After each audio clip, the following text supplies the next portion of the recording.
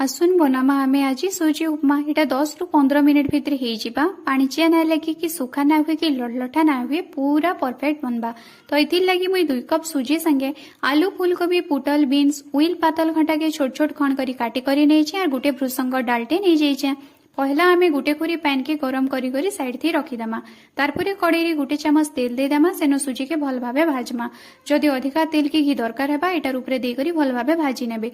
सूजीर colour change हे गला परे plate गुटे थी इटा के काढी आनबे। कड़ाई रे 2 चामच तेल देदेमा और सेनो जीरा की सोरस फुटे देमा मिर्चा आ भृसंग पत्र दे करी जिन कटा तुन शाक रखिथिमा सेटा पके करी तार उपरे हल्दी और नून दे करी भल भाबे गुळे नेमा और थाली गुटे इटार उपरे ढांकी देमा। और 5 मिनिट तक इटा के लो फ्लेम रे छाड़ी देमा।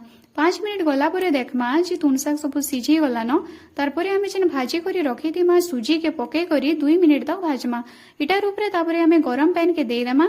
और इटार कंसिस्टेंसीटा बेसी पाणिचिया नहीं कि बेसी सुखा नहीं करूँ टिके टिके पानी थिला बेले आमे गैस के बंद करी देमा और इटार उपरे थालीटा ढांकी देमा। 5 मिनिट गला परे देखमा जे सूजीटा बहुत बढ़िया हिसाब से सूजी उपमा हे गला न इटा के काढ़ी कर एबे सर्व करमा।